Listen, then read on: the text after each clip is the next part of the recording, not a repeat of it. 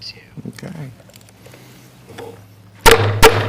I would like to call to order the May 15th, 2017 regular meeting of the Cabarrus County Board of Commissioners. Welcome. It's good to see such a large crowd here tonight.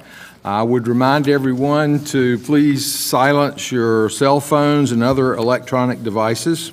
You probably all remembered that. I usually say that because I forget to do my own. We are very happy to have with us tonight for the presentation of colors, Girl Scout Brownie and Daisy Troops 1584 from Harvest Harrisburg Church.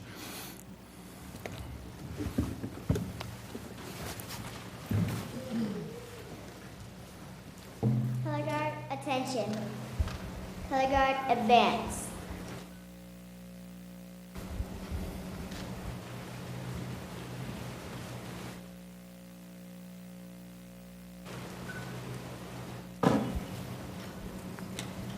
Color guard, post the colors.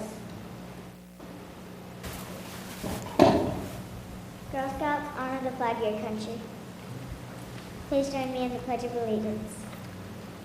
I pledge allegiance to the flag of the United States of America and to the republic for which it stands, one nation, under God, indivisible, with liberty and justice for all.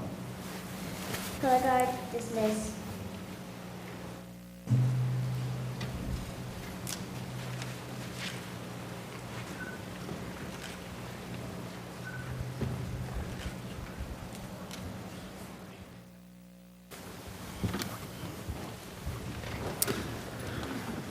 Thank you to our color guard, and after we have our invocation, we'll ask you to come back in and introduce yourselves and get a county pin.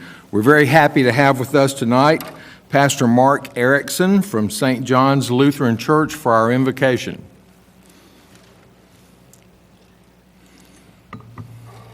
Greetings from St. John's, the oldest church in the county.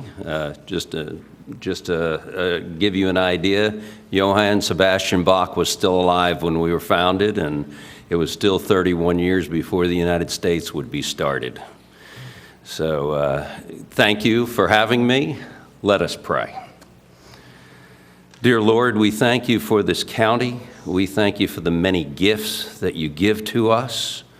We thank you for the friendships, the families, the strengths that you give to us, and the talents and the land in this beautiful area and the many towns that are in it and cities. We ask you to bless the county commissioners tonight as they hear from different folks in the county, as they make decisions for the county, and that you guide them in their endeavors. For it's in our Lord's name we pray. Amen. Amen. Thank you very much. We appreciate you being with us tonight. Now, if our Brownie and Daisy Troop members would come forward and introduce yourselves, give us your name, and tell us what you enjoy about scouting. And talk loud so we can pick you up on the microphone. My name is Maddie Cox. I go to Rocky River Elementary School. And my favorite thing about Girl Scouts is we get to sell Girl Scout cookies. Thank you. Yes, ma'am.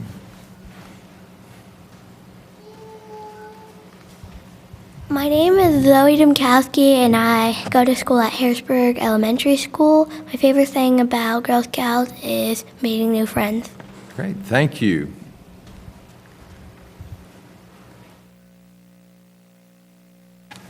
Hi, my name is Sierra Dobson. I go to Ace Academy, and my favorite thing about Girl Scouts is I spend time with my friends and my sisters and Girl Scouts. Great, thank you.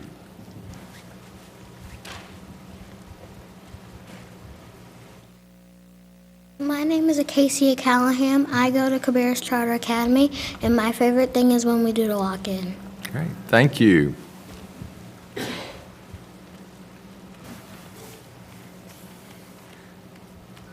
My name is Sydney Rich. I go to Rocky River Elementary School, and my favorite thing to do at Girl Scouts is share with others. Thank you.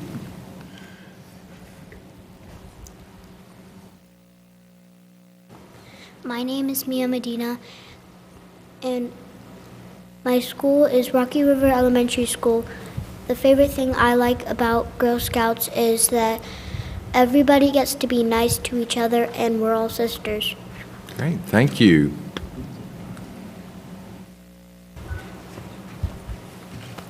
My name is Jacqueline Domkowski. I go to Harrisburg Elementary School, and my favorite thing about scouting is we get to spend time with our friends. Great, thank you very much. Please join me in giving a hand for our girls, our Brownie Scouts.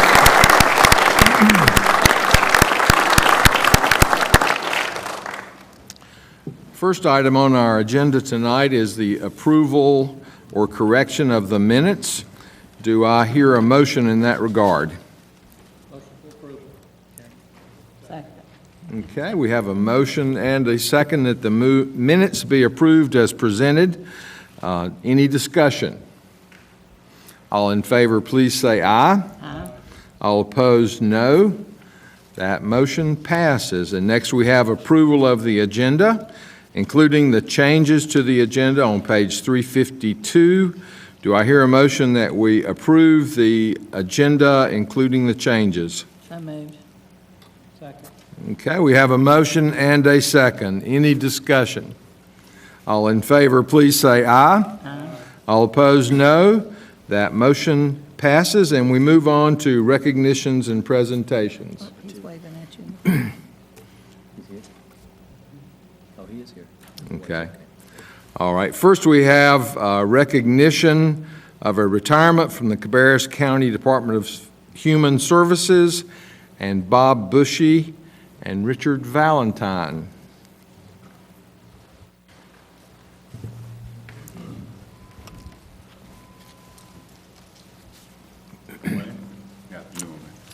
How you doing?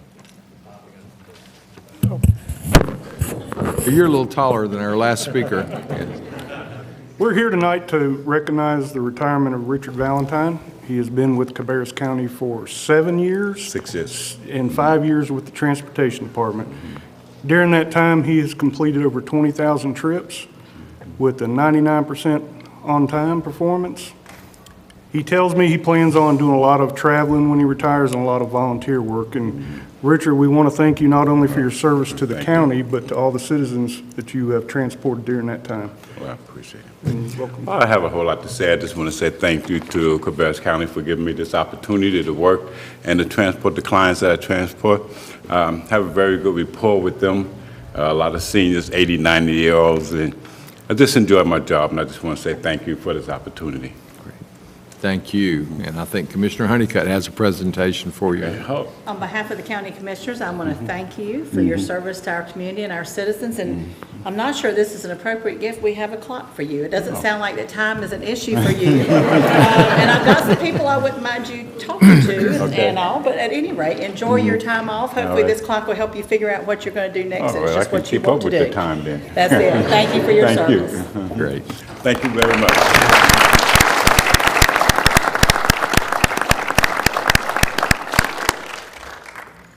Next, we have Emery Ortiz for a recognition of a retirement from the library system, and Terry Prather as well.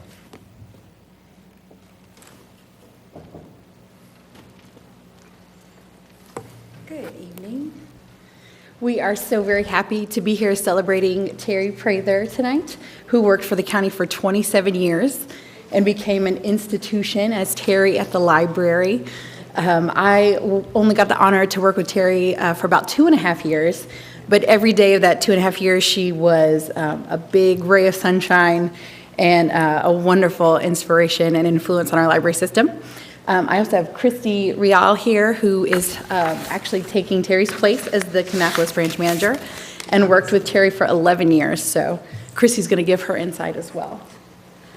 Okay, so as Emery said, I worked with Terry for 11 years. I am very grateful that she took a chance on me when I was 17 and had no work experience and gave me my first job.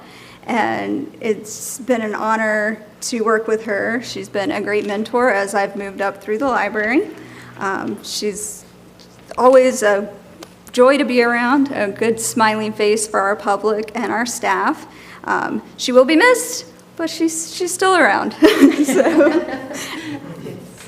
Thank you very much. I really do appreciate that. The county has meant a lot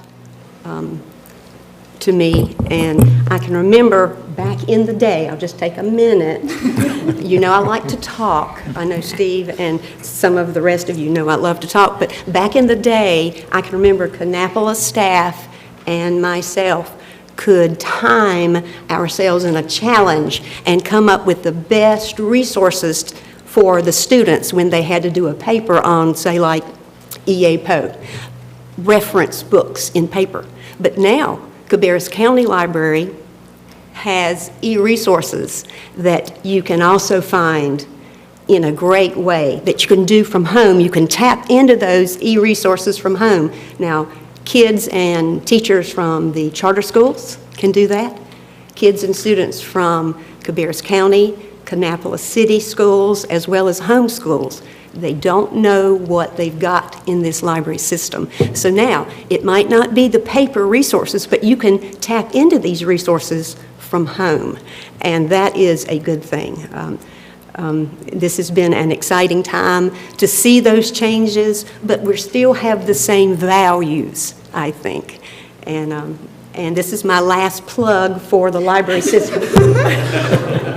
I had to do this, and you've got some great staff.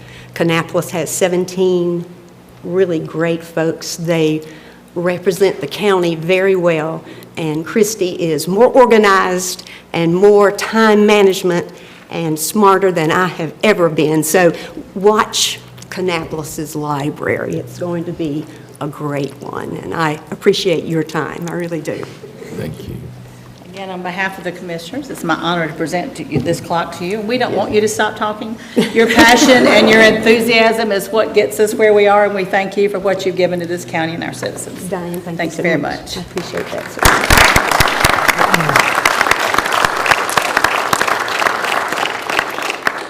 A special thank you to you, Terry. I've worked with Terry in a number of different capacities over quite a long period of time at the library.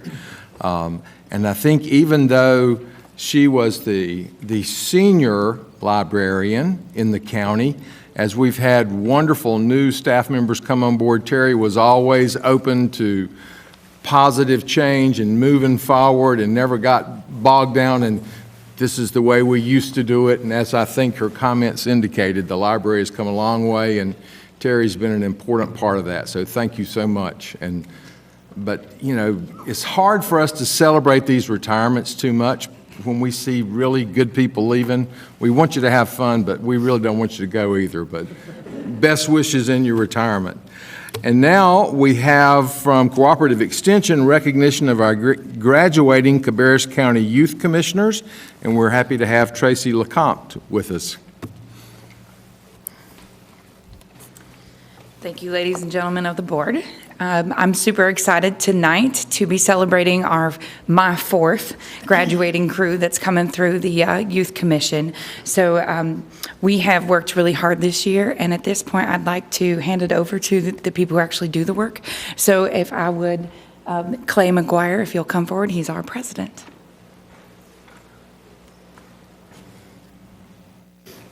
Thank you. Thank you so much for this opportunity you have given the Youth Commission by allowing us and to have this board as a model, as a learning tool, and how to be effective leaders. I would like to also thank Ms. LeCompte and Ms. Meismer for their dedication to this commission and for giving us all we needed to be successful this year. I speak on behalf of the entire Youth Commission when I say that this has truly been a memorable and productive year. This year, the Youth Commission had many different learning opportunities and experiences. We toured several county facilities, such as the County Jail, the Animal Control Center, the Art Council, Mount Pleasant Historical Society, and the Human Services Department. These trips gave us the unique chance to see just how county government affects many of the services we might take for granted. And as commissioners, we became educated on how to use these facilities, how to pass on valuable information pertaining to them back to our constituents. The Youth Commission also had a commissioner take place in the North Carolina Youth Legislative Assembly and simulate the process in which North Carolina lawmakers turn bills into law. The Youth Commission also had the chance to hear from the Finance Department from the county, and through this learn about what it takes monetarily to run a local government. We've also had a youth commissioner who is passionate about animal rights find the necessary tools to advocate to turn Cabarrus County Animal Shelter into a no-kill shelter. Through the county manager, Mr. Downs, and due to the cooperation of the Board of Commissioners, we also have been able to sit in on the Board of Commissioners meeting and place input where needed, as well as giving us the chance to sit in the cool, spinny chair that makes us feel like true commissioners.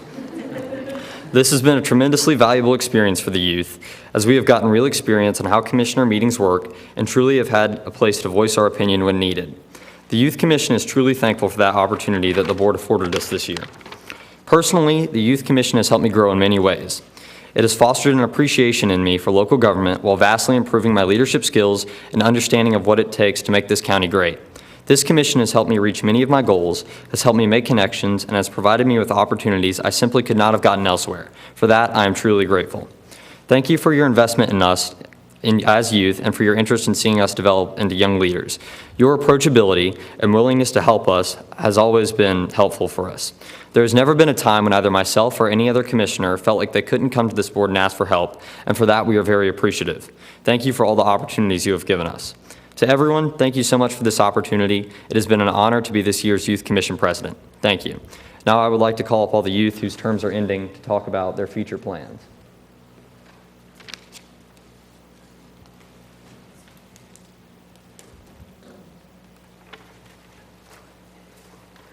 Hello guys, I'm Mackenzie Arstruck. I will be attending Pfeiffer University. I'm a senior at First Assembly Christian School. I will be going to become a physician's assistant to specialize in pediatric neurology. Thank you. Hi, my name is Kayla Boldbecker, and I represent Mount Pleasant High School on the Youth Commission, and I am the current historian, and I plan to attend UNC Chapel Hill and major in nutrition. Great. Thank you. Hi, I'm Julia Allen. I go to Mount Pleasant, and I plan to attend NC State University in the fall. I'm Clay McGuire, and I plan to go to University of South Carolina and go pre-med biology major. Thank you. Hello everyone, I am Macy Erie. I will be attending Pfeiffer University to attain a biology psychology major for my pre-medicine track. I'm Justin Morgan. I am the representative for A.L. Brown High School. I will be also going to Pfeiffer University to study computer science and mathematics. Great. Congratulations. Thank you all. We certainly appreciate your involvement and your willingness to participate in the program.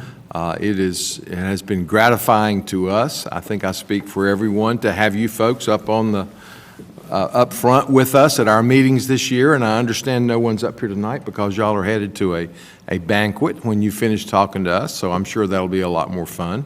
But it's been great to get to know you and to recognize you and see you out in the community, and I certainly am looking forward to seeing some of you sitting up here in your regular seats in a few years. But you've got some other things to accomplish first, so best wishes to all of you, and thank you for your participation.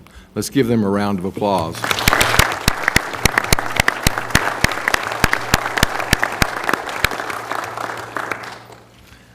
Okay, the next item on our agenda is from EMS, Cabarrus County Emergency Services Week proclamation, and we're happy to have Alan Thompson to talk with us about that.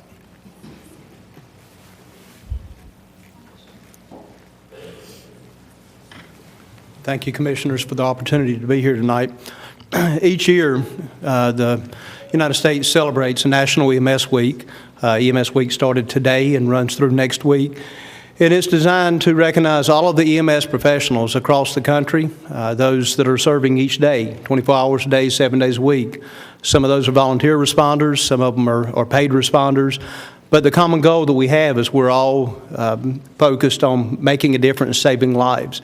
In Cabarrus County, we're very fortunate to have a very proactive EMS system that is made up of telecommunicators, the dispatchers that receive the calls, provide pre-arrival instructions, our highly trained first responders that respond to the calls in their communities and municipalities, our EMS providers, our paramedics, our EMTs that respond on the ambulances and provide advanced care en route to the hospital, and then, of course, medical director support in a hospital system that continues that advanced care. So we come tonight to thank you for your support for such an excellent EMS system, and I extend my thanks to our team of EMS providers in the county for the difference that they make each day, and I present to you tonight the proclamation for National EMS Week for your reading. Great. Thank you very much. As I have said many times before, these are the guys that you don't ever want to see pull up in your driveway, but when you need them and they're there, you certainly do appreciate it. And I will read the proclamation. Cabarrus County, North Carolina, proclamation.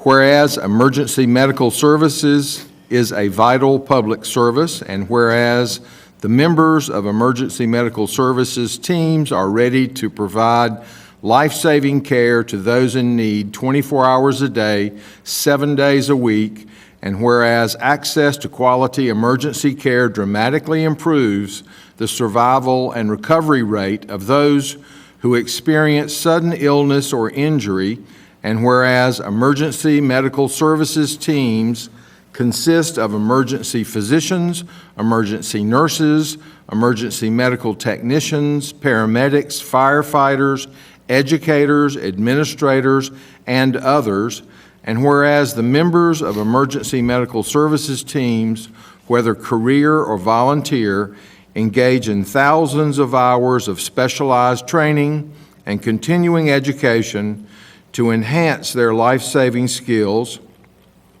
and whereas Americans benefit daily from the knowledge and skills of these highly trained individuals, and whereas it is appropriate to recognize the value and the accomplishments of emergency medical service providers by designating Emergency Medical Services Week. And now, therefore, be it resolved that we, the Cabarrus County Board of Commissioners, in recognition of this event, do hereby proclaim the week of May 21st through 27th, 2017, as Cabarrus County Emergency Medical Services Week. And do I hear a motion that we approve this proclamation? Okay, we have a motion and a second. Any discussion? All in favor, please say aye. Aye. All opposed, no. That motion passes, and we sincerely thank all of you for everything you do every day. It's a wonderful, wonderful service, and I have to say that what we have available in Cabarrus County is far superior to any other county in the state of North Carolina, and that's not just me saying that. I hear that from others all the time. So we're proud and we appreciate it. Next on our agenda is Memorial Day Proclamation, which I will read now. Memorial Day 2017 Proclamation.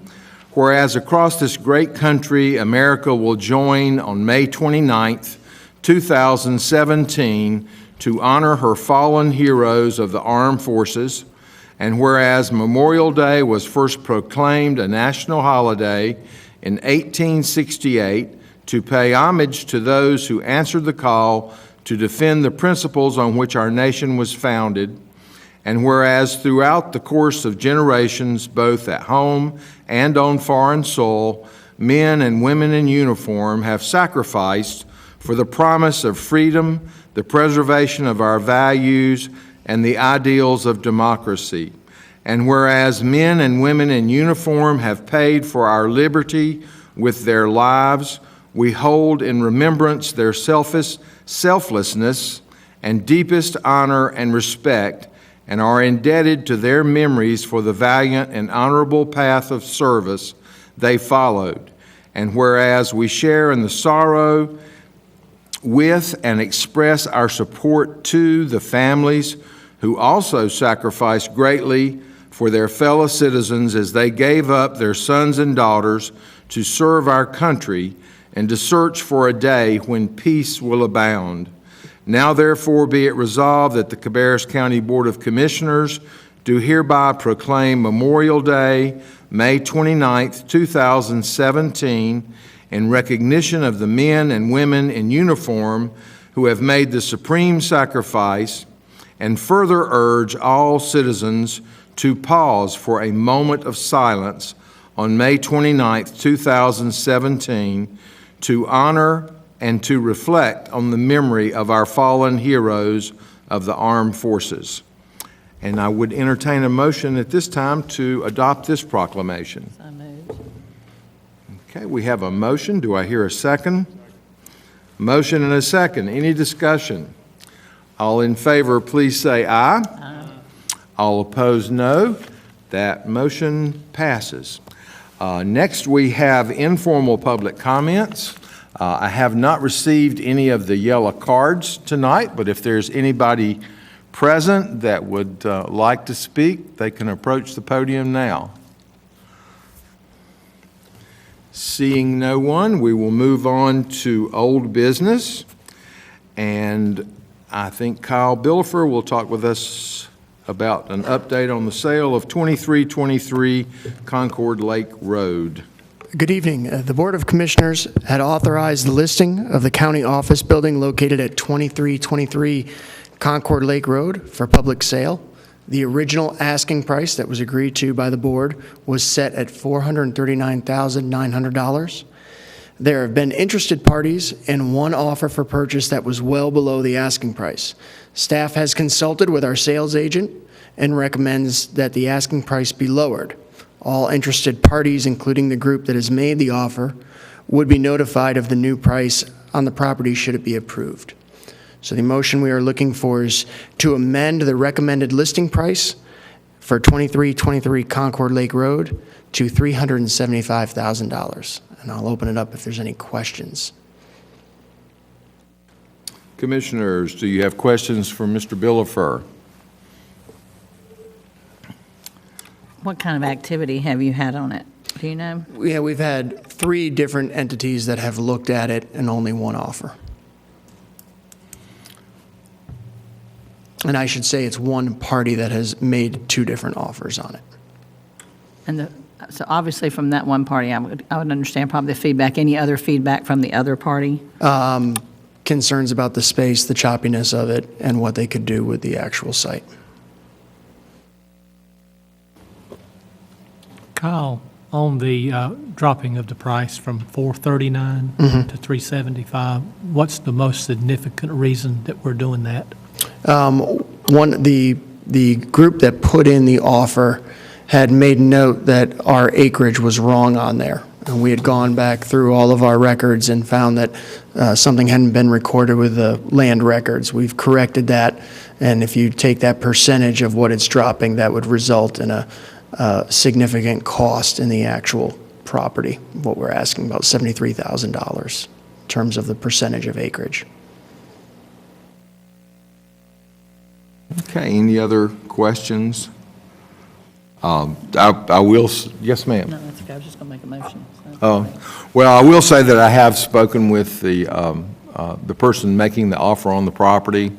Some of the things that they have pointed out have been the amount of time that some of the adjacent properties have been vacant, that sort of thing, and some of the other reasons that it is in their best interest to move forward as rapidly as possible on this, and because of another business enterprise that they are proposing to locate there that would result in, I think, as many as 15 new jobs in the community, and so they pointed out all those facts.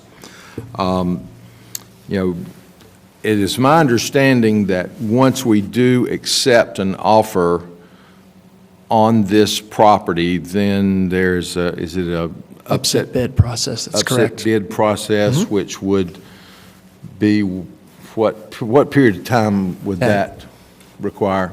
10 days. 10 days. 10 days. So if we accepted an offer, anybody else would have 10 days to make a higher offer. Is that right? And is there a increment? Correct, from the date that the board conditionally accepts that proposal.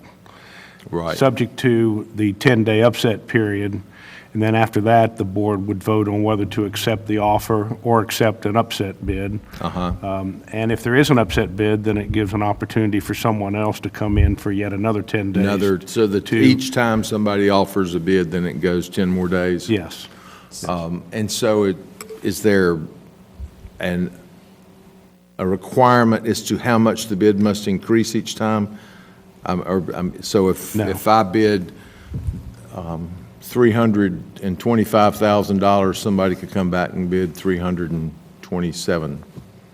Yes. And that would trigger it each time?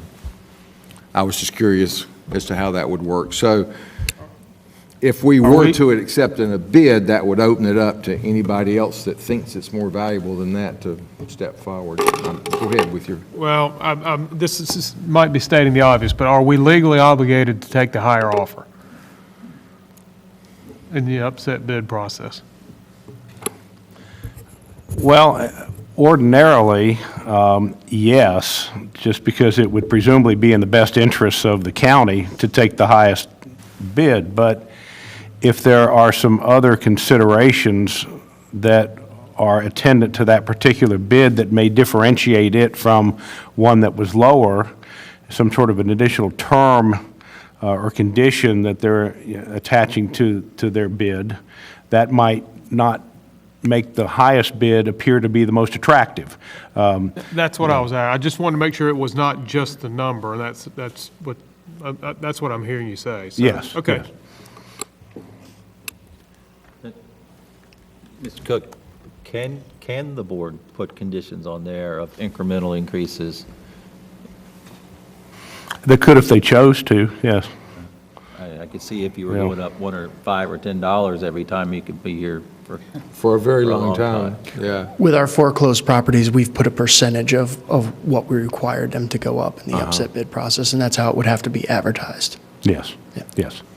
Right, so I guess our two options tonight are to, one, make a motion to lower the price, as you have suggested, or two, accept the offer and open up the upset bid time frame. So that would be up to the commissioners as to which direction you would like to go.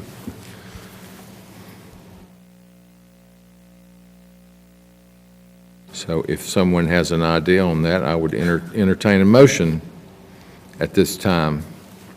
Mr. Chairman, at this time, I'd like to just make a motion that we accept the recommendation from Mr. Billiford to just reduce it from $439 to $375 and maybe run it for a little while longer to see if we get any bites on it. And then if that doesn't happen, it's not like it's, going anywhere. And it's not like it's something that we have to do expeditiously. So maybe we could run it for maybe 60 more days or so and see how it goes. Okay, we have a motion. Do I hear a second? I'll second that motion to let's go ahead and take Kyle's recommendation, and then we'll go from there. Okay. All right, we have a motion and a second that we accept the recommendation to lower the price to $375. Is there any? Yeah. I think we get some quick bids on that one. Is there any further discussion? Hearing none, all in favor, please say aye. Aye. All opposed, no. That motion passes. Thank you. Thank you. Next up is our consent agenda, and you have a list of those in front of you, and these are all items that we discussed at our work session earlier in the month. Do I hear a motion that we approve the consent agenda as presented? So moved. Okay, I hear a motion and a second. Motion from Diane, second from Blake, I think. I'm sorry, I didn't hear Diane. Yeah, I think we got it covered. Any discussion? All in favor, please say aye. Aye. All opposed, no. That motion passes, and we move on to new business. First up is G1, Planning and Development, Proposed Text Amendments. And we'll have a public hearing on that, and we're happy to have SUSIE Morris with us. Good evening. What you have before you this evening are 4 text amendments. The first text amendment was a proposed amendment to Chapter 6 to add a standalone solar panel as an accessory use to correct a typo referencing Chapter 5 for accessory building standards and to add the site triangle figure back in. The second amendment was to Chapter 7 for bed and breakfast and the rules of construction and definitions in Chapter 2 to clarify the definition of a bed and breakfast and also to modify the standards for bed and breakfast. The third one was to Chapter 8, conditional uses. There were proposed changes to the standards for reception facilities.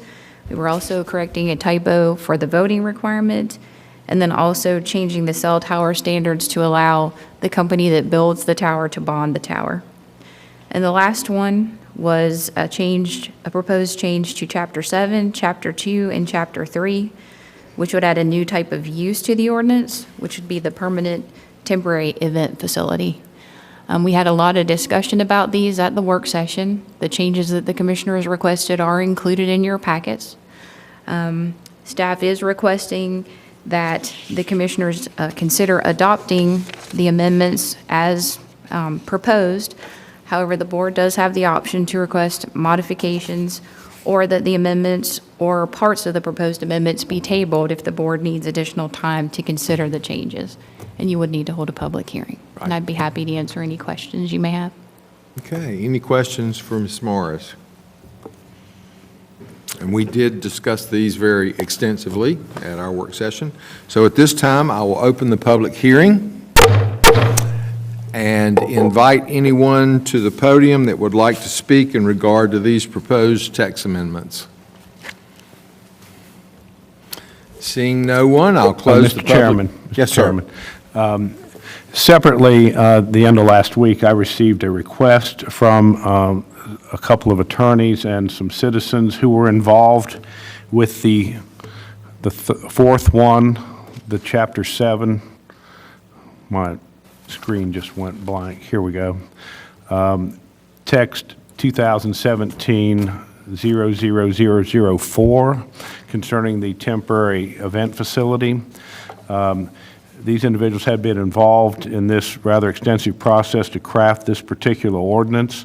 Unfortunately, they could not be here tonight to speak concerning it, and asked if I would request of the commission that after the public hearing had been open and those who had shown up for the advertised public hearing that may want to comment on this one, that particular one be tabled until your regular August meeting so that they can be here to speak about it.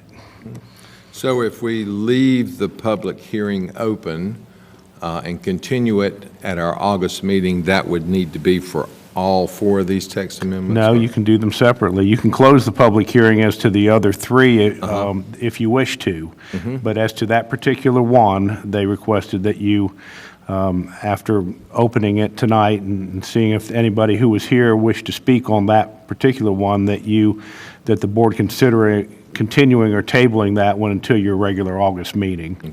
And then we'd pick up the public hearing on that one at that time, and then presumably have it considered then, if that's the wishes of the board. Okay, very good. So at this time, I would close the public hearing on text 2017-1, Chapter 6, text 2017-2, Chapter 7, and text 2017-3, Chapter 8. So close the public hearing on those 3 items. And at this time, I would entertain a motion to approve those 3 text amendments as presented and to leave open the public hearing on the 4th one until our regular August meeting. So moved. Second.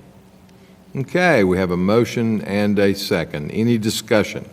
Mr. Chairman, is it possible to vote on those 3 as presented and then have a further discussion on it, whatever benefits there may or may not be of postponing? Or instead of doing it all in one fell swoop? We can Or do is that if you would like. Does anybody else have, am I the only one, I don't want to hold us up, but does anybody else have a question? Or is that somewhat fairly routine to start one tonight and finish it in August? I would let Mr. Cook comment on that. We have done that or you have done that a couple of times in the past for different reasons, where we actually, because of perhaps some considerations that came up in some form, have opened a public hearing for a text amendment or something of that sort. And because someone who was involved with it in some way couldn't be here for the first date of the public hearing, the board has left the hearing open and continued it or tabled it to a later date to allow some additional input on it. I can't think of a specific instance in which that has occurred, but I know we've done it a couple of times in the past on some situations that were somewhat similar to this. Be proper to ask SUSIE if it causes any undue hardship on her, or if she has an opinion one way or the other? Yes, certainly. It was my understanding that the applicants that were looking at this proposed type of use wanted to move forward. So I don't know if Mr. Cook has any input, if they had concerns about the text, or they just wanted to be here in support of the text. I'm not aware of what the conversation was. Oh, they have no concerns about the text. They're very much in favor of it.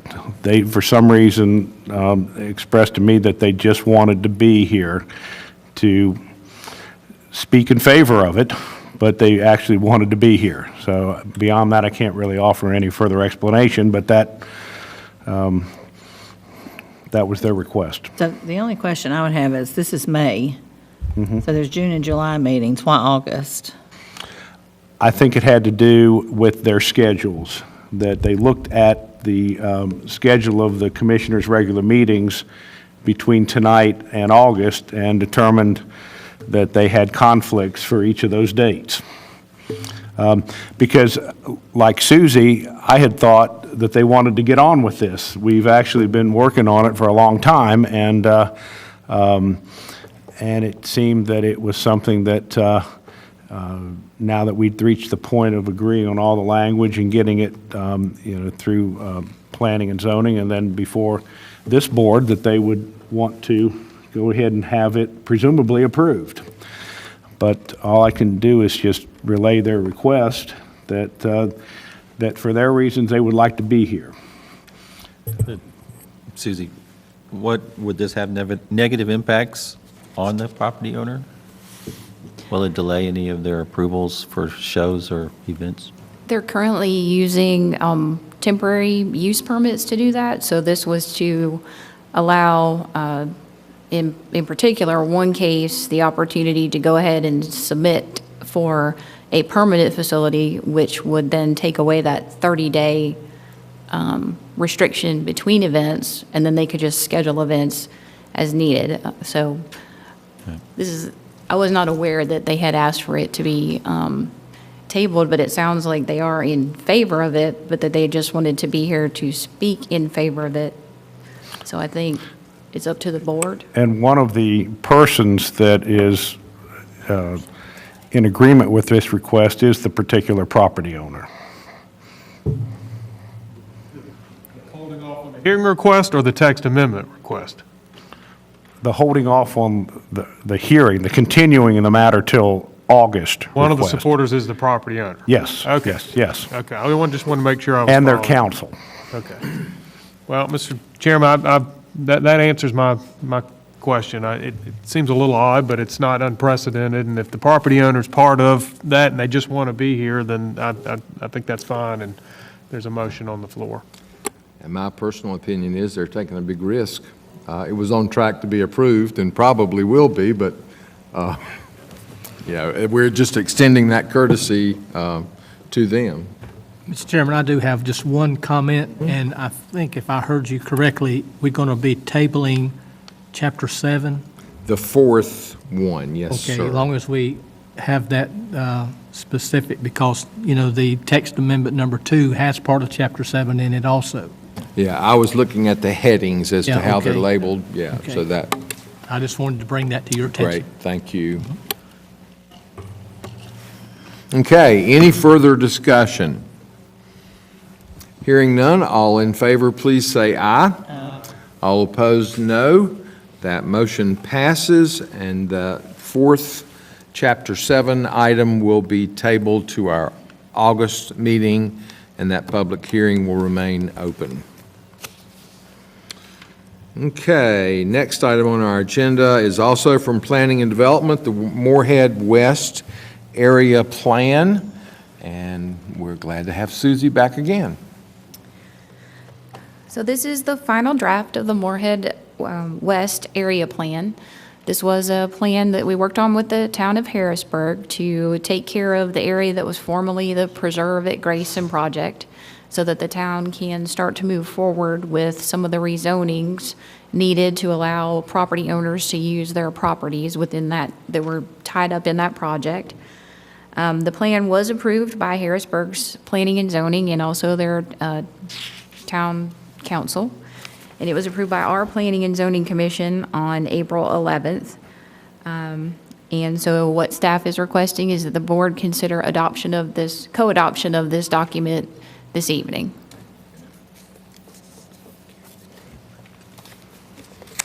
Okay, any questions for SUSIE?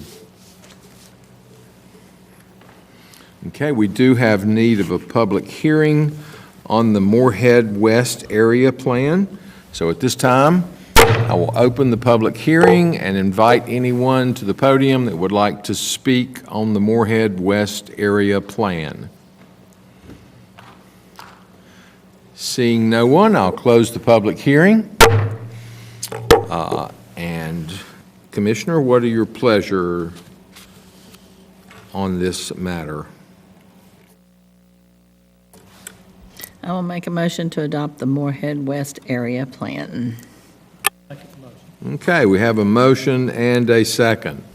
Any discussion? All in favor, please say aye. Aye. All opposed, no. That motion passes. And next up, did you have something else, SUSIE? Please, go ahead. I said thank you. Oh, you're welcome. Next, we have the amendment to Chapter 50 of the Cabarrus County Code of Ordinances. And Jonathan is going to talk with us about that. So as we discussed at your work session, the primary purpose of this is to change. This has been one that was called Parks and Recreation and Parks, and is now changing all the wording to active living in parks for this particular part of your Code of Ordinances. And it does require a public hearing. Okay. Any questions for Jonathan? And this is mostly just typographical, updating names and that kind of stuff. That's correct. Yeah.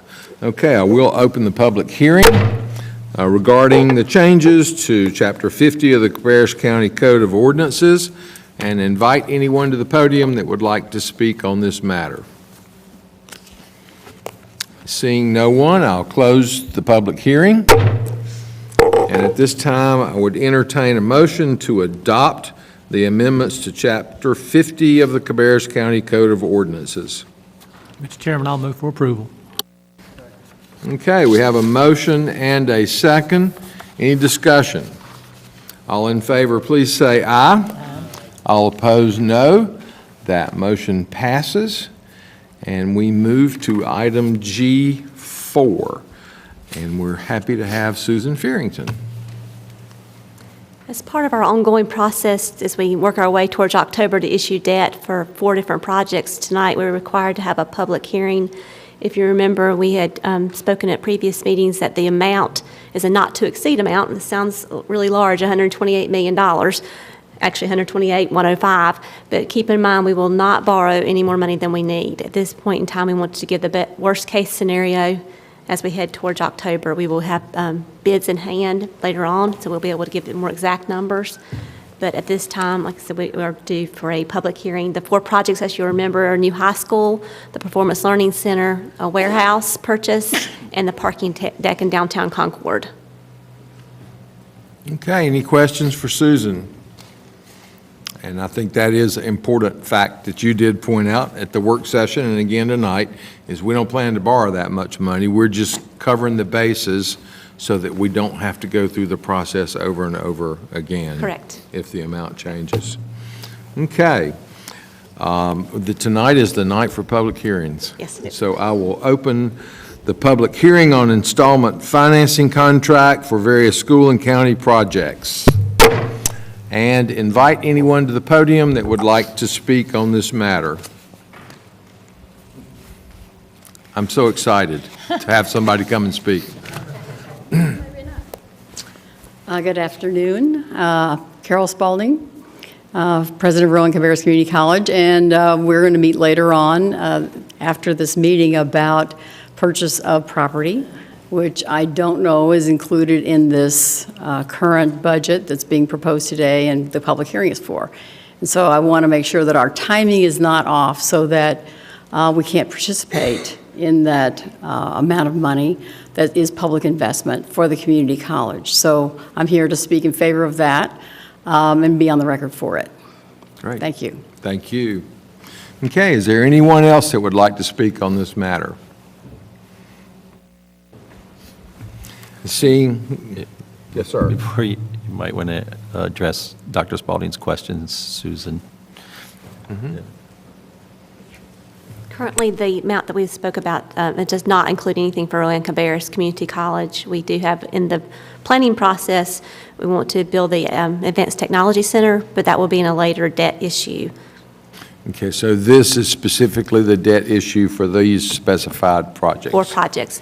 As we issue LOBs, which is limited obligation bonds, you have to specifically mention the projects that you're going to borrow money for. There's no deviation from those projects. Right, okay. Okay, anybody else that would like to speak on this item? Well, Mr. Chairman, I would like to make a couple comments, in reference to, what we're going to do on the $128 million. We've talked about that. These are specific projects. And Dr. Spalding does make a very valid point. I don't remember exactly how much money we were talking about, to do what she's needing to do out there with the land.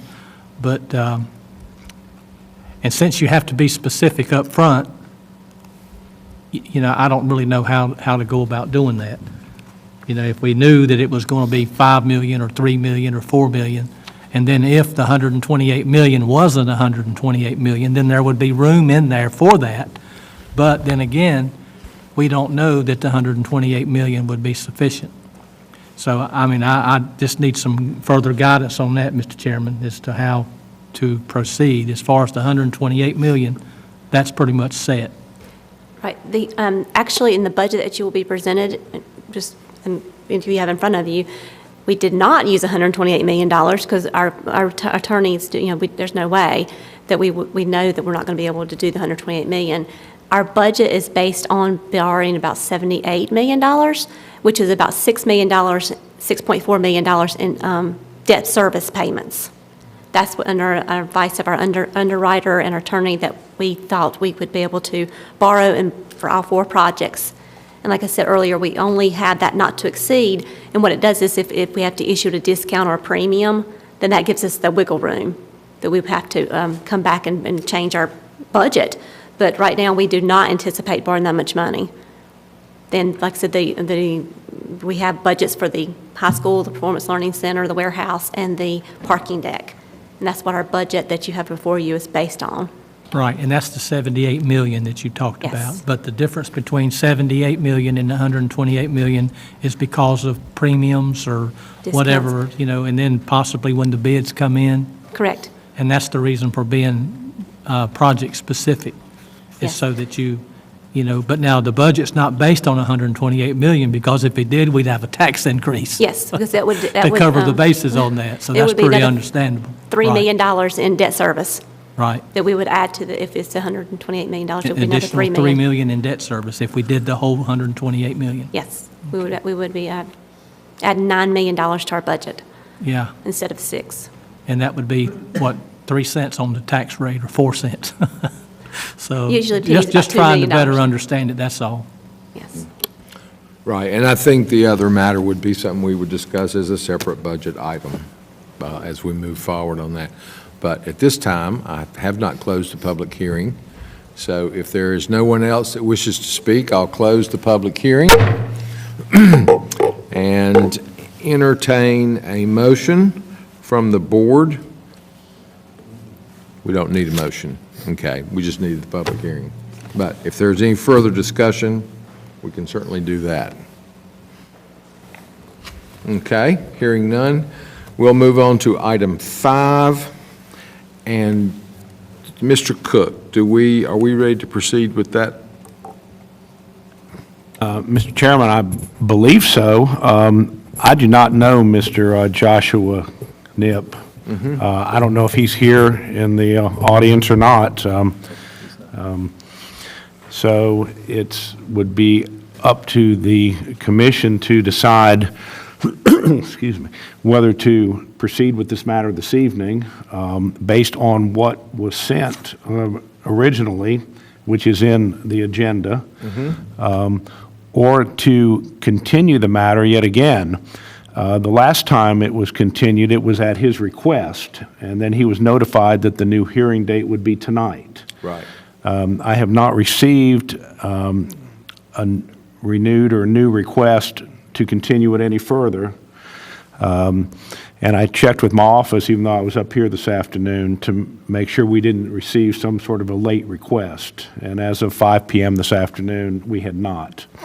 I would point out that under the statute, that you're required to conduct the hearing within 90 days of the request, and we are right at the 90-day mark as of today. Actually, as of yesterday, but since it was not a business day, it would carry over to today.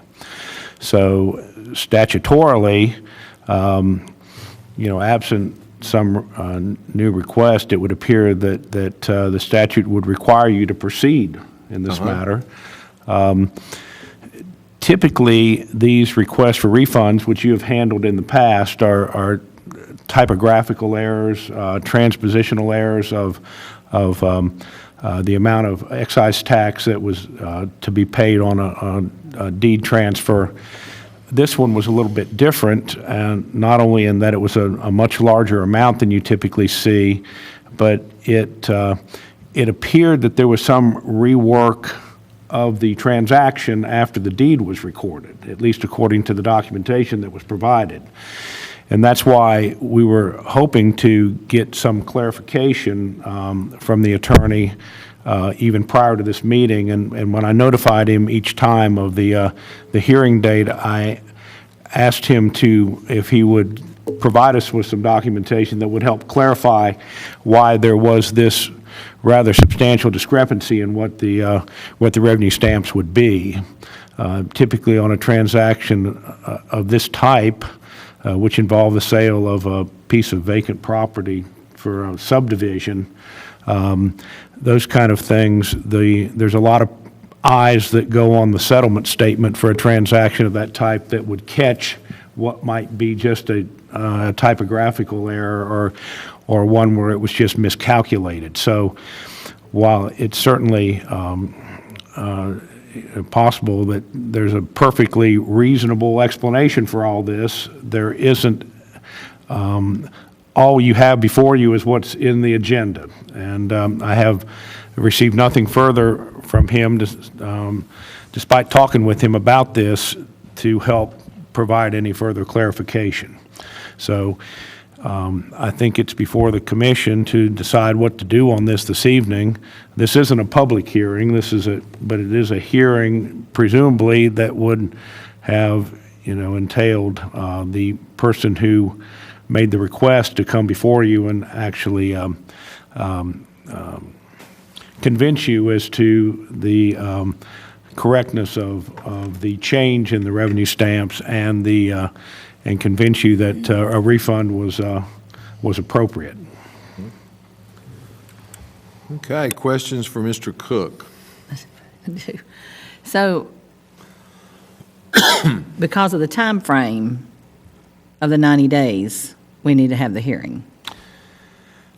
Even without the information? If we have the hearing, do we have to make a decision without hearing the information? Or once you have the hearing, that's it, or what? Well, you can, the statute really isn't very clear on that. It seems to, I think it was drawn in a way to benefit the requesting party, to make sure that if there was a request made to the commissioners for the refund, that it was acted upon with within some reasonable period of time. And the other requirements of the statute are to make sure that they get notice, so that they know that it's going to be considered and have an opportunity to appear or present documentation that would support their request. So the statute seems to be drawn with for the protection and the benefit of the requesting party. But it really doesn't go into many specifics certainly about a circumstance such as this. If you were not to consider it tonight and continue it another month, probably the only person that it would affect would be the person who originally requested it, because the excise tax has already been collected. It's collected at the time that the deed is recorded, and they're the ones that are seeking a refund or a return of a portion of it. So I don't know that anything would come of it if you decided not to consider the matter tonight. The statute's also unclear with reference to your other point about you could conduct the hearing tonight and maybe decide it at a later time. But it would seem that the statute probably more accurately contemplates that once you conduct the hearing and receive the information, that you would go ahead and make a decision one way or the other. Well, somebody overpaid, that's a pretty big gap.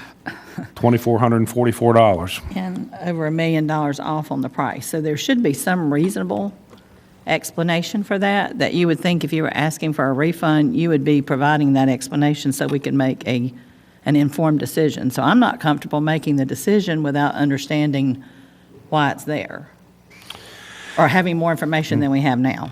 And the information that's in the packet is all we have. I say we've requested that of Mr. Knipp, on several occasions, and have not received anything further. When this thing first came in, Wayne Nixon, our Register of Deeds, and I both looked at it and sort of came to the same conclusion that it was, on its face, it was irregular. Not to say that it didn't occur as represented, but there wasn't enough detail to really evaluate it in any way based on the experience both of us have had dealing with these kind of transactions. So that's why it ended up where it is. And like I say, without anything more, I can't offer to you anything other than a few theories as to, what, occurred with this transaction. So if we go ahead and hold the hearing tonight and deny the request, what remedies are available to the person making the request? There is an appeal process. Let me find it.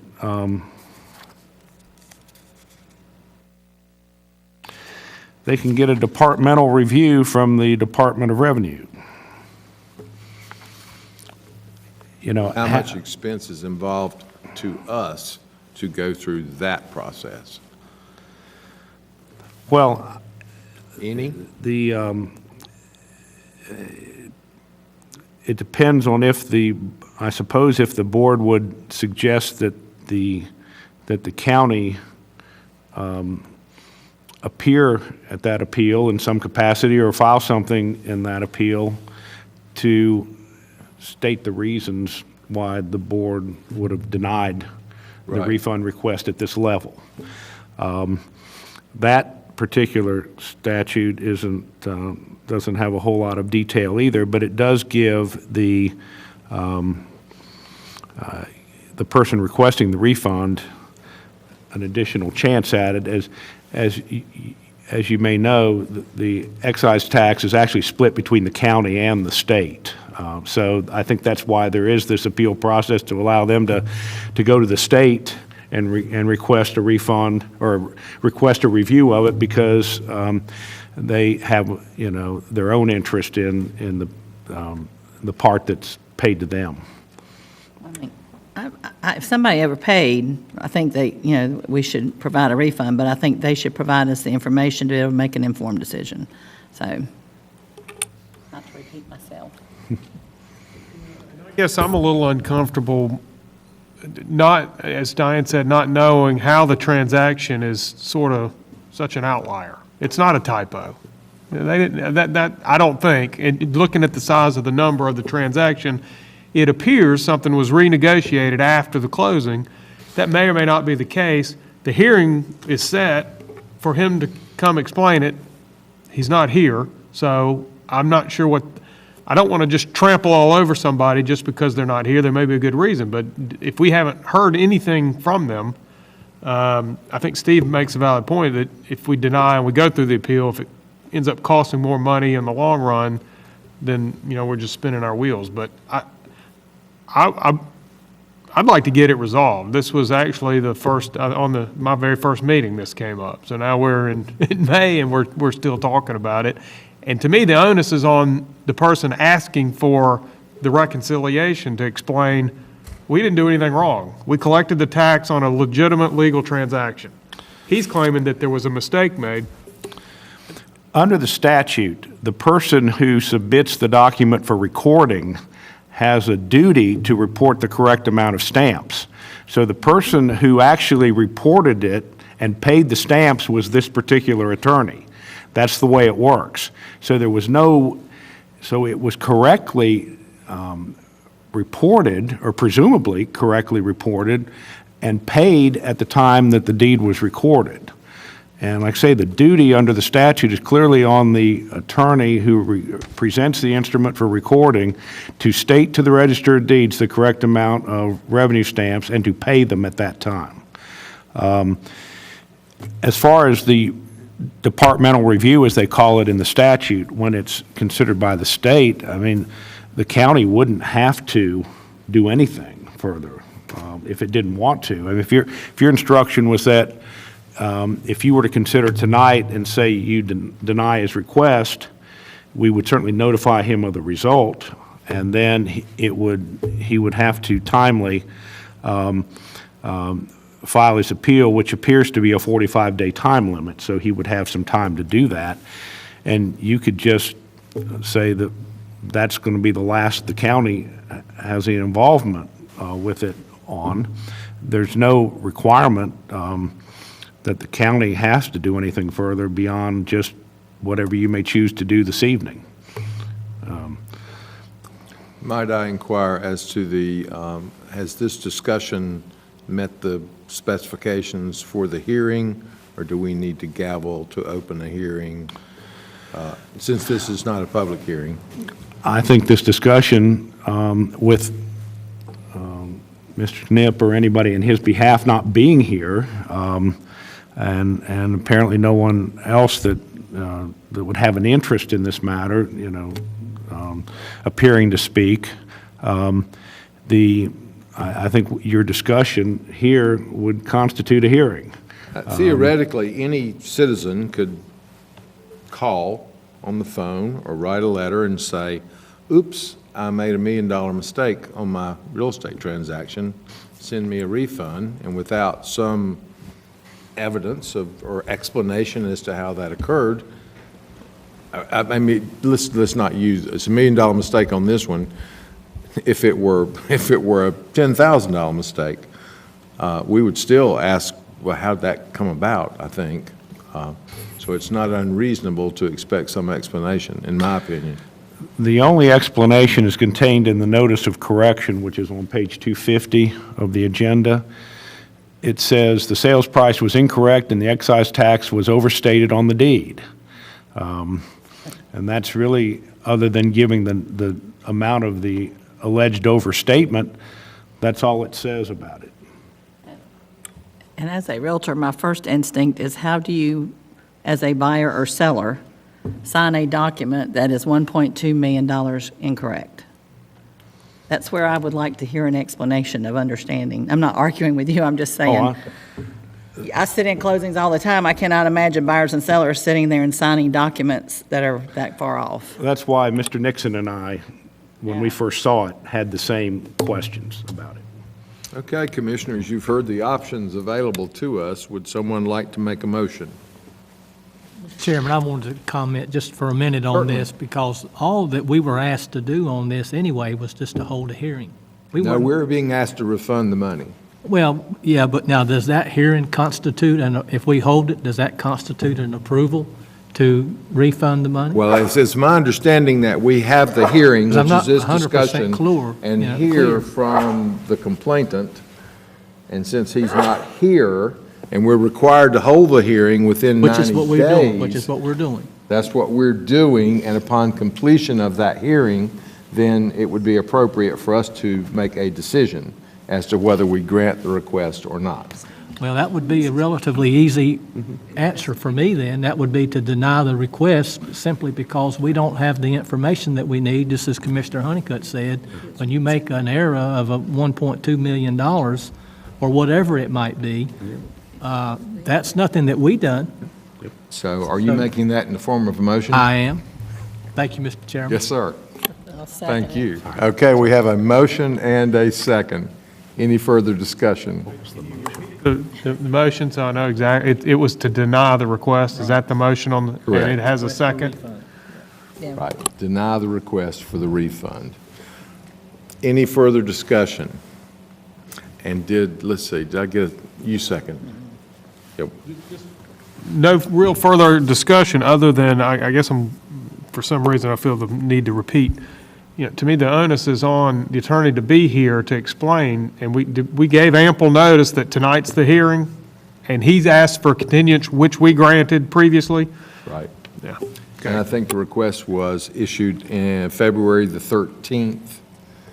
So he's had March, April, and now we're at May.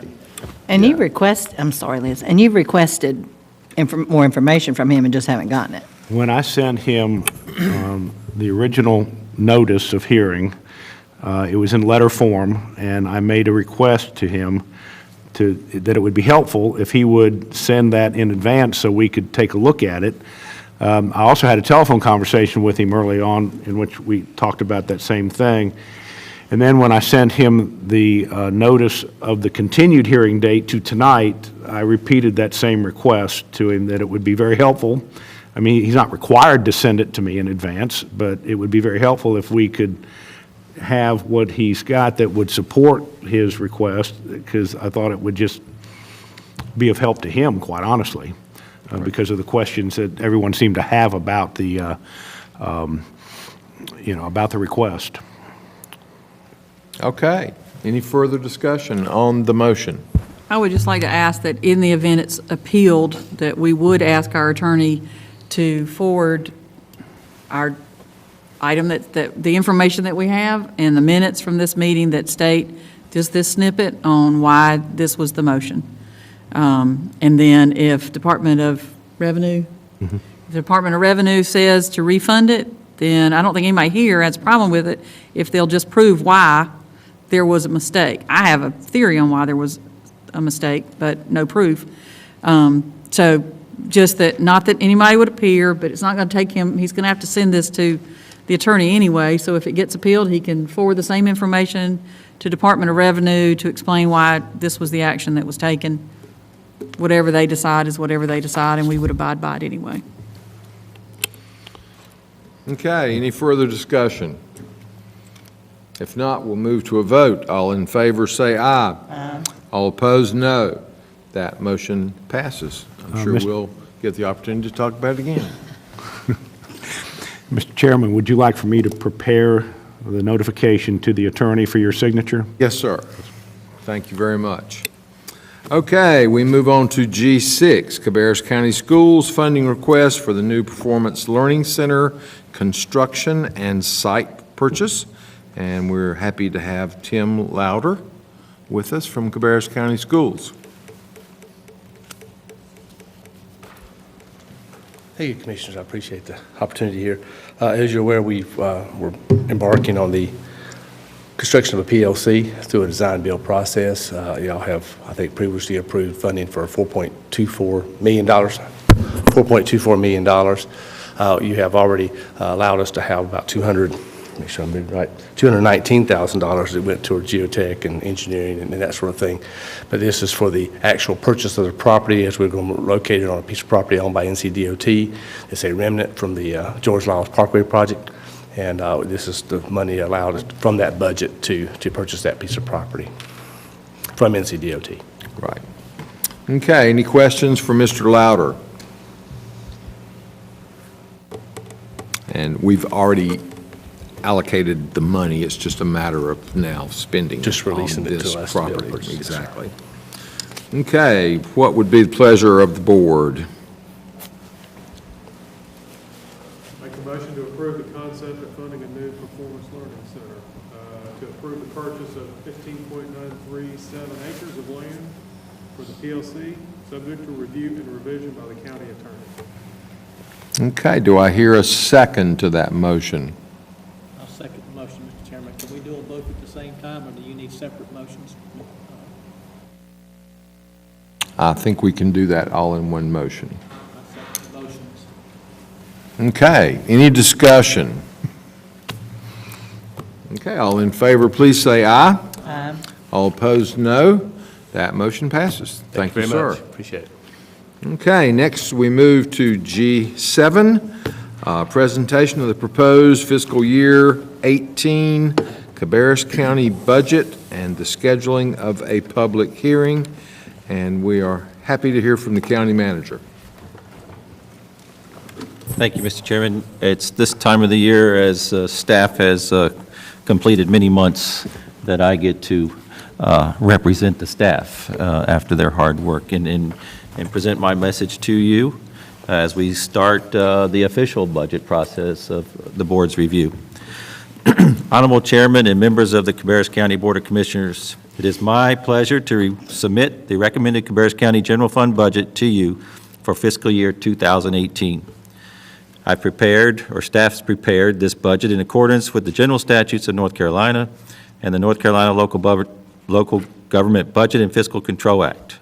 The Board of Commissioners' mission, vision, and goals continue to be in the forefront to provide direction to staff in the creation of this comprehensive and balanced budget.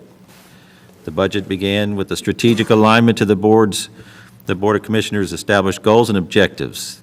These include a focus on planning, growth, and economic development, communication and transparency, enhanced programs and excellent public service, public safety, transportation, education, and mental health. Beginning in October 2016, county management and our department heads reviewed the current departmental programs, services, and operating budgets. They evaluated the operational successes, impacts, and vulnerabilities of those programs and their relationship to the Board of Commissioners' vision. Departments then made adjustments necessary to keeping programs united with these goals. In December of 2016, our department heads began the process of identifying future operational and fiscal needs of their departments. County management spent the next several months mapping a strategic budget that provides appropriate funding to ensure the success of mandated functions of county government.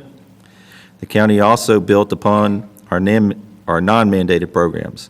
These programs set Cabarrus County apart as a place with strong quality of life attributes, a productive and resilient community, and where prospective businesses and employers will want to locate and expand in the future. It is my recommendation that the Board of Commissioners consider the approval of the FY18 general operating budget in the amount of $246,620,485, which will represent a 3.83% decrease in the spending from the FY17 revised budget. The FY17 revised budget included a approximately $14.5 million transfer to the Capital Reserve Fund based on the county's 15% fund balance policy. Funding for the proposed budget requires an ad valorem tax rate of 70 cents. The proposed budget maintains current levels of spending when possible. It also provides for additional funding to selected programs and services in order to enhance levels of service, meet the demands of a fast-growing community, and to continue to improve service to our citizens. This budget will address the growing capital and current expense needs of our two public school systems, Cabarrus County and Kannapolis City, and Rowan Cabarrus Community College. New charter schools have taken shape in Cabarrus, and following state mandates, this budget provides additional funds that will follow the students to their intended charter school at the time of enrollment. The budget also expands funding for the deferred maintenance needs of our school buildings. Deferred maintenance needs continue to grow and will require higher funding levels in the future to sustain our school facilities and keep up with current projected needs. Economic and operational impacts on the budget. Cabarrus County continues to experience a high volume of residential, commercial, industrial growth. Some of this growth has happened naturally as we are part of the Charlotte metropolitan region, and some has happened because of targeted economic development initiatives. Whatever the cause, development continues to have a positive impact on the county's revenues. Projections indicate ad valorem and sales tax revenues will increase by $10,617,829 in fiscal year 18. This equates to a projected growth of 4.84% in ad valorem taxes and 7.75% in sales taxes when comparing the revised budget of FY17 to the projected budget of FY18. Staff will continue to monitor potential impacts on our revenue streams, including state and national economic forecast and projections from the North Carolina Association of County Commissioners. However, county staff continues to use a conservative approach when projecting revenues for budgetary purposes. The county's population has kept in pace with previous year's projections, and based on the U.S. Census Bureau's latest publication, the current population is 201,590. Cabarrus County maintains its rank of 11th out of 100 counties in North Carolina. This growth continues to have an impact on our school capital and operational needs. County government is also experiencing additional demands on our human services, our libraries, our senior centers, public safety, and park services. Number 3, the capital needs of our schools continue to grow. Although the county is completing construction on 3 new schools with projected openings in August of 2017 and August of 2018, this will only help us better meet the current needs. We have immediate needs for additional schools in order to keep up with the daily increases in new residents to the county. This budget includes debt service to construct a new high school, a performance learning center for Cabarrus County schools, a general warehouse for Cabarrus County and for Cabarrus County schools, and a parking deck to support county functions in the downtown area. We also need to meet the previously mentioned deferred and current maintenance needs of our schools and their facilities with sustained funding sources in order to keep them safe and operational for the years to come. Number 4, the number of charter schools has grown, and so has the number of students choosing to attend them. This has shifted our traditional school funding model, diverting county funds from our public schools systems to those public schools of choice based on their enrollment. Despite statewide appeals from Despite statewide appeals from all 100 counties, the North Carolina legislature has not been willing to allocate additional lottery funding for county school capital needs. Therefore, the strain continues on our budget to keep up the aggressive construction needs of our school systems. Number 6, the legislature is once again discussing the possibility of restructuring sales tax distribution throughout the state. This potential change is projected to negatively impact our sales tax revenues in excess of $500,000. The Board of Commissioners and staff will continue to monitor this and several other bills that could have financial impacts to our future budgets.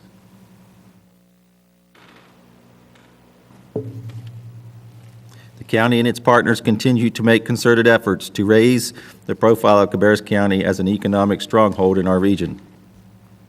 Strategic economic development has resulted in addition of several new businesses and the expansion of existing businesses in the county during the last year. These new and expanded businesses have increased our tax base, and their new jobs pay at or above the county's average wage. Number 8, the collaboration between elected officials throughout the county continues in an unprecedented manner, resulting in shared land use plans, shared programs and services, and shared costs for capital projects. Quarterly summits provide opportunities for discussion and cohesive vision. These collaborations make fiscal operation and economic impacts on our community. Number 9, Cabarrus County has raised awareness of local issues that stem from mental health and the services required to address them. Government and nonprofit agencies and the general public meet on a regular basis to discuss the growing concerns and potential fiscal and practical demands on services. Number 10, staff continues to monitor the activities of the state and federal legislatures for information on potential impacts to county funding and programs. Our elected officials and staff continue to advocate for proposed bills with positive impacts and against proposed bills with negative impacts on the county's budget and our ability to continue services needed by our citizens. FY18 budget highlights, priorities, and issues. Number 1, at its planning retreat in January, the Board of Commissioners identified 7 priority issues for the FY18 budget. A, planning, growth, and economic development. B, communication and transparency. C, enhanced programs and an excellent public service. D, public safety. E, transportation. F, education. And G, mental health. Number 2, Cabarrus County continues to work with the majority of our municipalities on joint land use plans as we look to the future. The intent of these plans is to meet the needs of our citizens and guide government infrastructure investment that maintains responsible governmental spending. The Board of Commissioners continue to build upon established channels and explore new ways to communicate with the public frequently and transparently. The county has resourcefully planned several major communication initiatives to coincide, including a branding including a branding campaign, website redesign, and the launch of a live stream version of the county's PEG television channel, Channel 22. Website users will benefit from visual consistency, enhanced experiences, and increased reach of programming. The intent is to attract economic development, promote viewing of Board of Commissioner meetings, and help successfully deliver information about programs and services offered by Cabarrus County. Number 4, the Board of Commissioners, county staff, and county departments individually and collectively win awards at the state and national level. These awards recognize the many efforts that creatively and responsibly offer the highest level of programs and services to our citizens. We are proud to recognize the Board of Commissioners, Communications and Outreach, Construction Services, Cooperative Extension, Emergency Medical Services, the Fair, Finance, Human Resources, and Information Technology Service departments for their achievements during this past year. I got a little bit. Thank you. Another one.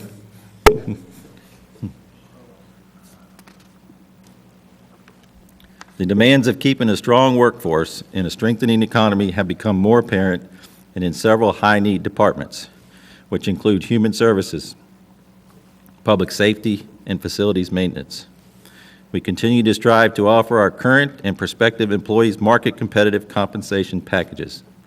This budget includes funding to implement the recommendations of the comprehensive salary study completed during fiscal year 17.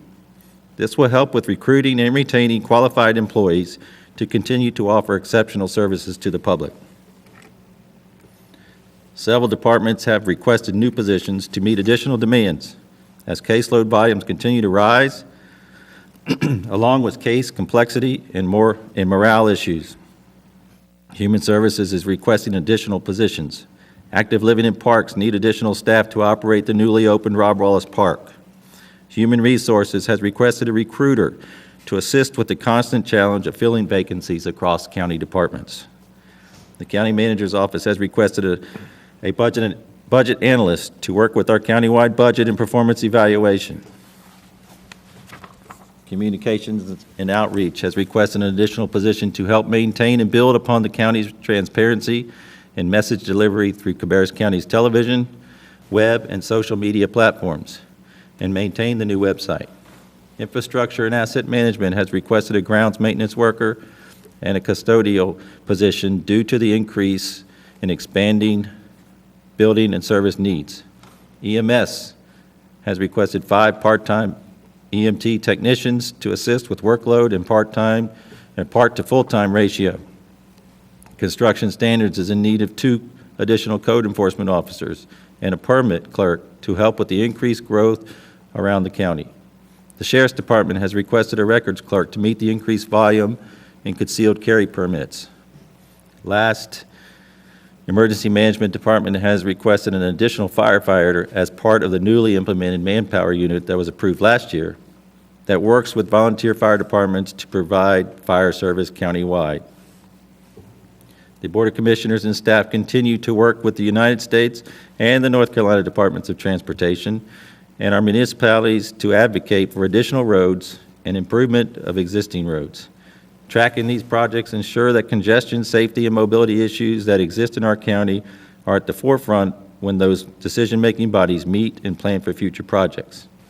It is because of the hard work of all of our elected officials, Cabarrus County and its municipalities have benefited a great deal of state and federal funding over the last several years that improved transportation within our growing county. Additional projects are on schedule to begin during the next year.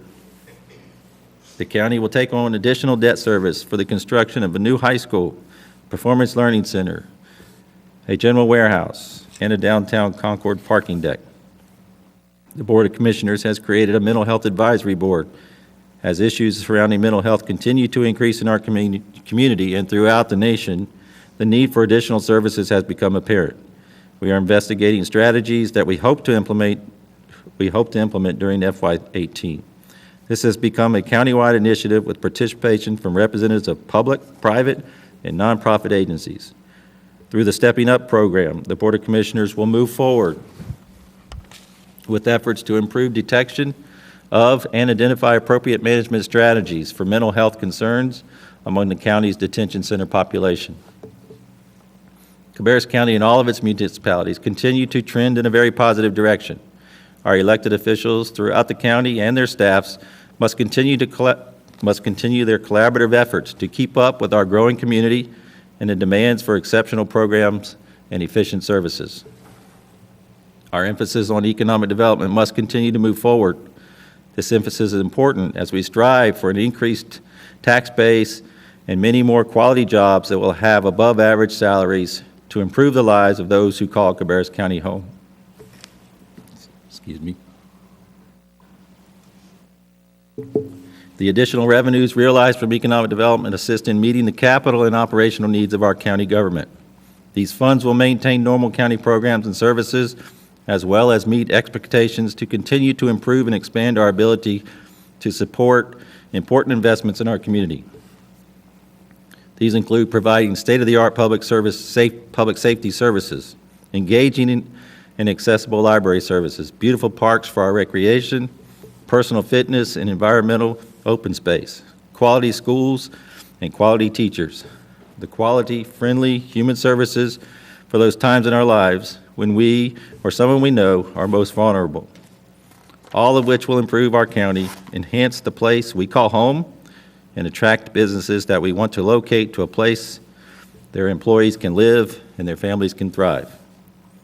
In closing, I would like to thank the Board of Commissioners for their leadership throughout our county, region, and state. Cabarrus County is recognized as a leader in many ways. It is because of your willingness to lead and support of our employees through financial resources that Cabarrus County can use creativity and innovation to provide the very best in public services. I would also like to commend all of our county employees for another great year in which they worked hard to support the goals and objectives of the commissioners and provide support to the citizens of Cabarrus County. I want to specifically thank Kristen Jones, our senior budget analyst, and she's not here. This is her first full budget that she's put together. Pam Dubois, our senior deputy county manager, Susan Farrington, the finance director, Jonathan Marshall, the deputy county manager, Becky Crabtree, our accountant, and Lundy Covington, our human resources director. They have all worked extra hard on this year's budget. Respectfully submitted, Michael K. Downs, county manager. Thank you, sir. That is a lot of good information. I think it's beneficial to us as well as our audience to hear all those things periodically. The proposed budget, which is pretty substantial, if I can hold one of the books up here, is available on our website. Is it already up? I think it goes up tonight. Goes up tonight, so any citizen that would like to look at any detail of this budget will have access to it on the website. We will have 2 budget workshops next week, I believe Tuesday and Thursday evening here at the Governmental Center, beginning at 4 o'clock? 4 o'clock to 7 o'clock. 4 o'clock until 7 o'clock on both Tuesday and Thursday of next week. So anybody that would like to come to those workshops, they are public meetings. We will have presentations from all of the entities that we fund, and certainly any of the Board of Commission members are open to hear comments, attempt to answer questions or address concerns that anybody might have regarding the budget. I think one big important point is no tax increase, which is a pretty big accomplishment with the growth that we're experiencing and the number of projects that we're trying to undertake. So, any comments from any of the other commissioners? I wanted to make just one, something that really caught my eye, and I think this is probably the second year in a row that we've actually decreased expenses. Is that not right? I mean, 3.83%, I believe it was. Yet we're adding positions and we're funding more, but in the bottom line, though, we've decreased spending. And that's always something that that I look at, because government can grow as big as you want it. And I can honestly say that our finance staff, starting with everyone that's involved, they do an excellent job to save taxpayer money, to better utilize it, and to make that dollar go as far as we can. And when we go to Raleigh, which is what we did last week for several days, we advocate for the citizens of Cabarrus County to help us, help you keep the tax rate low. And I'm glad that we're able to maintain the 70 cents. But I think it's pretty easy for anybody to recognize that with the unprecedented growth that we're seeing, it probably, because everywhere you go, you see it. Where there's a vacant lot, there's a house going up, not counting all of the apartments and all of the subdivisions and all of that you see going up, because people want to be in Cabarrus County. In the long run, that generates additional tax revenue for us, which will help us cover the cost and in some cases lower the spending, which is what we've done here. And so I, for one, appreciate all that Pam and Susan and everyone and Kristen that had a part in it, and I'm really looking forward to digging in it and seeing what all we got between now and our budget workshops next week. So thanks again for everything that you all are doing. And my fellow commissioners too, thank you, all of you, for your participation, not only in our local efforts, but state and national efforts. When we go to the National Association of Counties, we advocate for Cabarrus County there as well, and learn all we can learn to bring back here. So we're working for you guys. Just wanted you to know that. Thank you for those comments. Does anybody else have comments? I think it is obvious that there has been a lot of work that has gone in to this budget, and, my compliments to the staff. And now they have the opportunity to answer all of the questions that we will ask, which will be many, as well as those that we might receive from the public. So at this time, I would entertain a motion to set a public hearing on our proposed budget for Monday, June the 19th. So moved.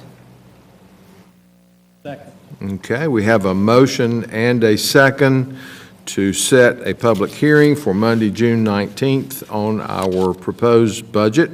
Any discussion? All in favor, please say aye. Aye. All opposed, no. That motion passes. And we move on to appointments to boards and committees. First up, we have appointments and removals to Active Living and Parks Commission. It is requested to remove Samantha Fisk from the Active Living and Parks Commission roster, as her place of residence no longer qualifies her for the Eastern Area Representative seat. You have before you a list of applicants, out of which Ms. Patsy Brown is the applicant that qualifies for the Eastern Area seat. So at this time, I would entertain a motion to remove Samantha Fisk from the Active Living and Parks Commission roster and to thank her for her service. Second. Okay, we have a motion and a second. Any discussion? All in favor, please say aye. Aye. All opposed, no. That motion passes. And I would also entertain a motion to appoint Patsy Brown to the Active Living and Parks Commission as the Eastern Area Representative to complete an unexpired term ending January 31st, 2020. Second. Okay, have a motion and a second. Any discussion? All in favor, please say aye. Aye. All opposed, no. That motion passes, and we move on to Cabarrus County Planning and Zoning Commission. An application has been received from Mr. Brent Rocket, who is eligible to fill the Kannapolis Planning Area Representative seat on the Cabarrus County Planning and Zoning Commission. The City of Kannapolis submitted a letter of recommendation in support of Mr. Rocket's appointment. Since the Kannapolis seat has an unexpired term ending in August, staff requests an appointment term of 3 years in addition to the unexpired term. So at this time, I would entertain a motion to appoint Brent Rocket as the Kannapolis Planning Area Representative to the Cabarrus County Planning and Zoning Commission for an unexpired term ending August 31st, 2017, and an additional 3-year term ending August 31st, 2020. So moved. Okay, we have a motion and a second. Any discussion? Hearing none, all in favor, please say aye. Aye. All opposed, no. That motion passes. We move on to Cabarrus County Youth Commission, the group that we heard from earlier tonight. Several youth commissioners need to be removed from the Cabarrus County Youth Commission roster due to high school graduation. Julia Allen from Mount Pleasant High School, Mackenzie Arstark from First Assembly High School, Kayla Bollenbecker from Mount Pleasant High School, Keely Curry from Central Cabarrus High School, Macy Uri from A.O. Brown High School, Annam Imran from Hickory Ridge High School, John Clay McGuire from Cannon High School, Abby Moose from Northwest Cabarrus High School, Justin Morgan from A.L. Brown High School, and Nicholas Walker from Cox Mill High School. Also, Joseph Mahonen's term on the Cabarrus County Youth Commission ends June 30th, 2017. He is not interested in serving another term. Also, we have The Youth Commission has held applicant interviews and recommends the following for appointment: Jackson Lambert, Central Cabarrus High School; Thomas Walter, Concord High School; Devin Mullins, Concord High School; Avery Calkins, Hickory Ridge High School; Mariah Sidney Steele, Northwest Cabarrus High School; Stephen Anderson, at large for the Early College High School. Nupur Parik's term on the Cabarrus County Youth Commission expires June 30th, 2017. She would like to serve another term. A letter from Cabarrus Youth Commission Advisor Tracy LeCompte in regards to the Cabarrus County Youth Commission's recommendations for appointments and reappointments is attached in your agenda. So at this time, I would entertain a motion to remove Julia Allen, Mackenzie Arstark, Kayla Bolenbecker, Keely Curry, Macy Uri, Annam Imran, John Clay McGuire, Abby Moose, Justin Morgan, Nicholas Walker, and Joseph Mahonen from the Cabarrus County Youth Commission roster and thank them for their service. So moved. Okay, we have a motion and a second. Any discussion? All in favor, please say aye. Aye. All opposed, no. That motion passes, and I would now entertain a motion to appoint Jackson Lambert, Thomas Walter, Devin Mullins, Avery Calkins, Mariah Sidney Steele, and Stephen Anderson to the Cabarrus County Youth Commission for 2-year terms ending June 30th, 2019. Okay, we have a motion and a second. Any discussion? All in favor, please say aye. Aye. All opposed, no. That motion passes. And I would now entertain a motion to reappoint Nupur Parikh to the Cabarrus County Youth Commission for a 2-year term ending June 30th, 2019. Okay, we have a motion and a second. Any discussion? All in favor, please say aye. Aye. All opposed, no. That motion passes. A resignation has been received from William Nunez, and due to other obligations, he is no longer able to serve on the Human Services Advisory Board. It is requested to remove his name from the roster and to appoint an individual to complete his unexpired term. We do have some applications attached to that. At this time, I would entertain a motion to remove William Nunez from the Human Services Advisory Board roster and to thank him for his service. Okay, I have a motion and a second. Any discussion? All in favor, please say aye. Aye. All opposed, no. That motion passes, and I would now entertain a motion to appoint Marie Dockery to the Human Services Advisory Board to complete an unexpired term ending December 31st, 2019. So moved. Okay, we have a motion and a second. Any discussion? All in favor, please say aye. Aye. All opposed, no. That motion passes. Transportation Advisory Board.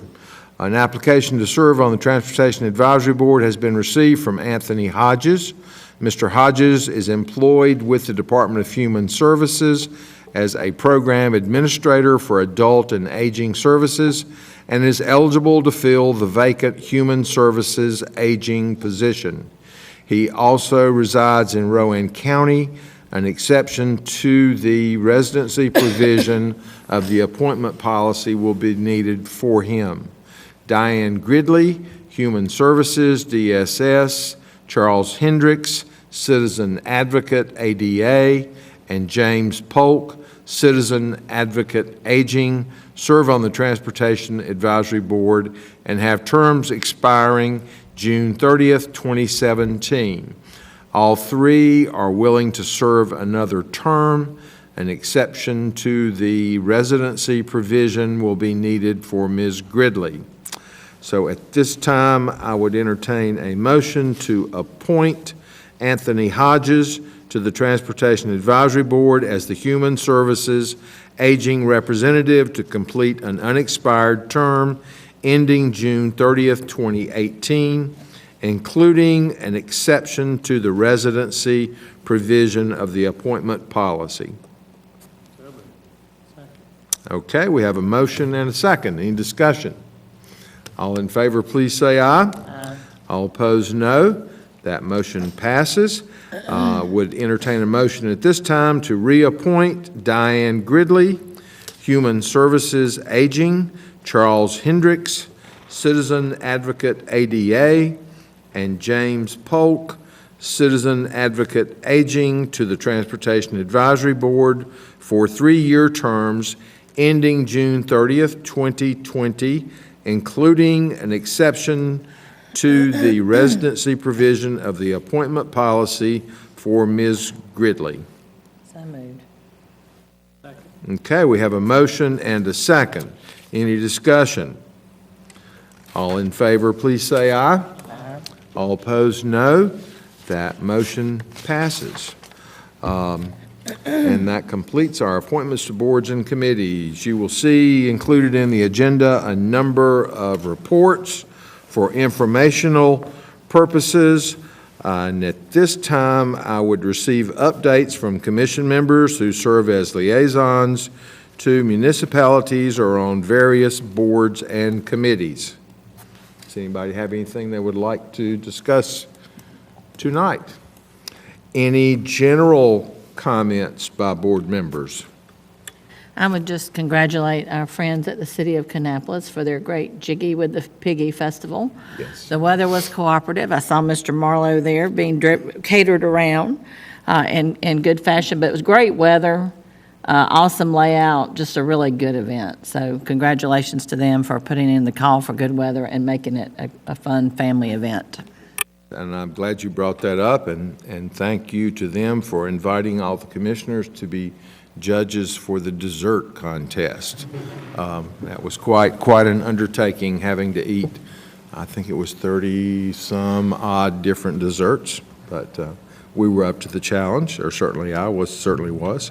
But it was a great event. Commissioner Shue did mention our legislative day for the North Carolina Association of County Commissioners held in Raleigh last week, which we were fortunate to be able to attend. I think we were able to have conversation with all 4 of our members of our local delegation and took that opportunity to discuss with them various bills that have an impact on Cabarrus County, and hopefully we will be successful in going the right direction on those. We do have need, any other comments from anyone? We do have need of a closed session tonight. So at this time, I would entertain a motion to go in closed session per North Carolina General Statute 143-318.11A3, 4, and 5 to discuss pending litigation, economic development, and acquisition of real estate. Second. Okay, we have a motion and a second. Any discussion? All in favor, please say aye. Aye. All opposed, no. And we are now in closed session. Thank you all for being here, and thank you for our TV audience for watching.